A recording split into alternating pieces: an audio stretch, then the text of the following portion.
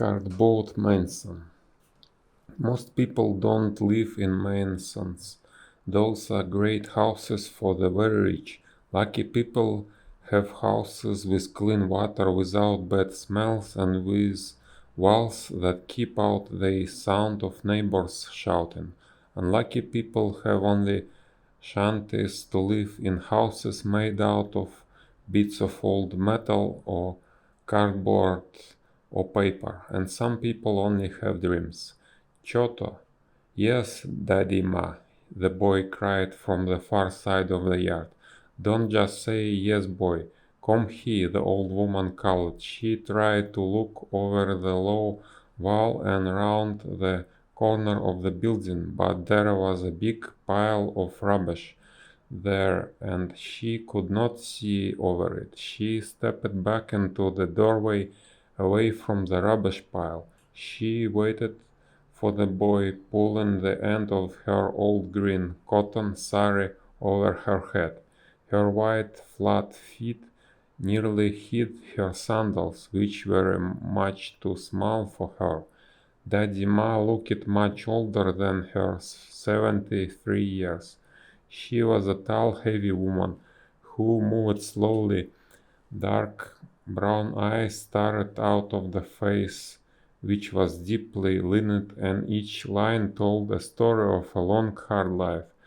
These days there was no one left for who remembered Daddy Ma as a beautiful young woman with shining dark eyes. Her only family was Sonny, her youngest son, and Choto, her grandson. Her husband and three of her sons, like so many of the workers in the sugar cane fields, were dead, killed by the disease of tuberculosis, and now the only people in her life were her grandchild Choto and her friend Ratna Devi.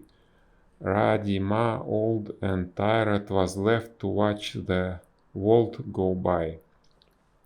The boy Choto took a long time coming. His grandmother waited standing in the doorway. Choto, she called again, then sat down on the step to wait. The shanty houses were really just one long building. It was once a kind of factory, but the owner, Mr. Naido, put up the walls inside the building and made little homes. All the walls stopped about 30 centimeters short of the ceiling, and the homes were just one room, not much bigger than a large box, but poor people have to live somewhere. Everybody could hear everything over the top of the walls. When a man beat his wife on a Saturday night, her cries sounded all through the building, and everybody had to listen. Daddy Ma often said to Nella, Sonny's wife, "Well, Sonny doesn't beat you, that is one good thing." But Sonny was not a good husband, or a good son, or a good father. He didn't beat his wife, but he often beat little Chota.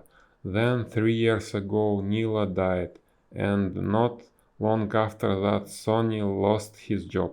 Life was difficult then. There was no money coming in to pay the rent, and Mr. Naiba did not like waiting for his rent money. There was often angry words between Sonny and Mr. Naida. Life got more and more difficult. Sonny drank a lot and started smoking all kind of things that made him crazy.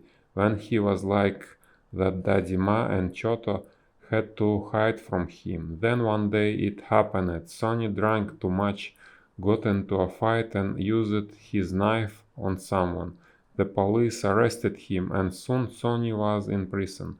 After that, it was just Daddy Ma and Chota and their little shanty home. One way or another, Daddy Ma found a little money to pay some of the rent, but each week she paid less and less and got more and more behind with her rent. In the end, Mr. Naida told her to go. I want 4 months' rent by the end of the week, he said. If you don't pay, you go out, you and the boy. Daddy Ma was very unhappy about this. What could she do? They had to move, but where to? She did not worry for herself because she did not have many more years left to live. But what about the boy, who was just 5 years old and only starting out in life? What took you so long, hey? Daddy Ma asked when the boy at last came to find her. He pushed his hands deep into his pockets and stood with his legs apart, trying to look like one of the older boys from the shanty houses.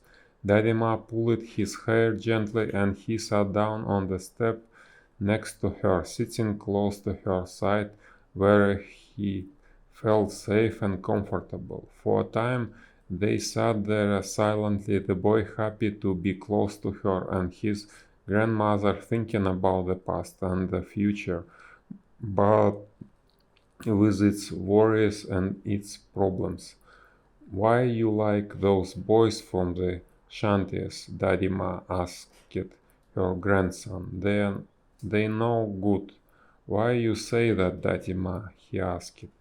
His big brown eyes looked up at her, surprised. He was so young, she thought. How could he understand? She wanted him to do something with his life, to escape from life in the shanties, because they had bad. They drink, they smoke. You best go to school and then you can be something. Hey, we don't do nothing wrong, Daddy Ma. We just sit out there and talk and laugh, said the boy. The old woman shook her head tiredly. They sat, say, old man Nadi going to throw us out, the boy went on. Where we going to go, Daddy Ma? Daddy Ma felt a strong life for her grandson right from the day he was born. He was her boy, her little Chota. His mother Nella was too ill and tired to take care of her baby, and so Daddy Ma was both mother and father to the child. She did not show her love in words, just pulled Chota's hair gently or touched his cheek. The boy smiled for his years and with the same big brown eyes as his grandmother knew that she loved him. Other people in his life, like his parents, went away and never came back, but not her. Daddy Ma was the center of his little life, the rock that did not move, and place where he was safe and loved. I was thinking, Chota, maybe you and me will go to Tangier, the old woman said quietly. It will be a good place for us. This place is not good. There is a stranger, Daddy Ma, he asked excitedly. It's not so far away. How will we go? By car, by train? He asked in his high little voice. She smiled down at him. We go by train. Daddy Ma had a little money, 50 rands hidden in a secret place, money saved from the good old days when Sonny had a job, money saved for bad times, and now those bad times were he. Daddy Ma looked down at Chota. You didn't tell anybody, she said. Be careful. If old man Naida finds out, he make big trouble for us. Yes, Chota understood this even at 5 years old. Can I go and play now, Daddy Ma? Yes, you go and play, but remember, I won't tell anybody, Daddy Ma. He walked away and Daddy Ma watched his thin legs and his bony feet, hard and dirty from going barefoot. She began to think again about Stanger and the past and her friend Ratna Devi. She and Ratna Devi were young women when they arrived in South Africa from India all those years ago. They came on the same boat to marry Indian workers in the sugar cane fields in Natal. They lived in the same building with all the other workers. It was a hard life, but the two young women were as close as sisters, always together during the happy times and the sad times. When her husband died, Ratnadevi moved to Stanger, a town further north on the east coast, and when Daddy Ma's husband died and young Sonia left home, Daddy Ma also moved to Stanger to live with Ratnadevi. Oh, those were happy years in Stanger. She remembered it all so clearly. The little wooden house on the edge of the town, the last house on the street at the end of the a dirt road, that big garden with all those fruit trees, bananas, mangoes, so much fruit, there was enough even for the birds. She and Rata Devi worked hard, but they were happy. They took in washing from the white people's houses. The garden was always full of clothes and sheets drying in the sun. They made baskets to sell. They had chickens and sold eggs in the market every day. They were poor, but they were not hungry. They could sit outside in the clean air and see the hills to the north and watch the brightly colored birds flying in and out of the fruit trees. It was a good life. And then it all changed. Sonny, now with a new wife and living in Port Elizabeth, sent for her. When a son calls you, you have to go, Daddy Ma. Packed her small bag and went to live with Sonny and Nayla, his new wife. Nayla was just a young girl who was always ill and could not walk or do anything. Daddy Ma took care of them all. Nayla was a difficult person, and Daddy Ma hated living in a city. The years went by and her time at Stanger got further and further away, but she did not forget. Then one day 5 years ago, Chota was born and brought new meaning into Daddy Ma's life. Daddy Ma sat on the step thinking of that little wooden house in Stanger. She could almost see the fruit trees and the birds flying in and out. Around her the smells of the shanty houses were as strong as ever, the smells of people, smoke, dirt, rubbish, cooking, unwashed bodies. It was good they were living, Daddy Ma thought. The boy need to run free, to breathe clean air. She smiled to herself and thought about sitting out in the yard again with Ranta Devi, making baskets, talking, laughing. That night she pulled all their things into a small handle, and she and Chota left very quietly. When it was dark, she did not want Mr. Naido to see them and start asking for his rent. They caught the train for Durban early next morning. For Chota it was a big adventure. All through the journey he stood by the window with his nose against the glass. In the crowds at Durban station he held on to Daddy Ma's sari and stayed close by her side. Outside the station they found the bus for Stanger and got in. It was a long drive past field after field of sugarcane. Chota again stood with his nose against the window, watching everything. The bus stopped often and it was afternoon before they arrived at Stanger. The bus drove into the town and Daddy Ma looked around, but everything was different. Where was the market? Where was the bus stop? She asked someone sitting near them, but they did not know. The woman at the front of the bus lives he. Ask her, they said. So Daddy Ma went to talk to the woman at the front of the bus. Stay here, she said to Chota. Keep our seat. Daddy Ma spoke to the woman for several minutes. Choto, watching, began to feel worried. "What is it, Daddy Ma?" he said when she came back. "We will have to walk a long way," she told him. "Why?" he asked. "So many questions," said Daddy Ma. "The market is in a new place, and they have moved the bus stop, so it is a long walk now to our street." The boy did not say anything, but he knew that Daddy Ma was worried, and he felt a little frightened. When they got off the bus, the woman from the front of the bus came to talk to them. "Why do you want to go to that street?" she asked. "My friend Rantevi lives there," said Daddy Ma. "She has a small house with big trees." The woman looked at her surprised. Then she explained it again to Daddy Ma how to get to the street. When she finished, she said, "But there is no small house there. There are all big houses." Daddy Ma smiled and thanked the woman. "When I get there, I will know where to go," she said. She put her handle into her head. Chota held on to her sari with his hand, and they started walking.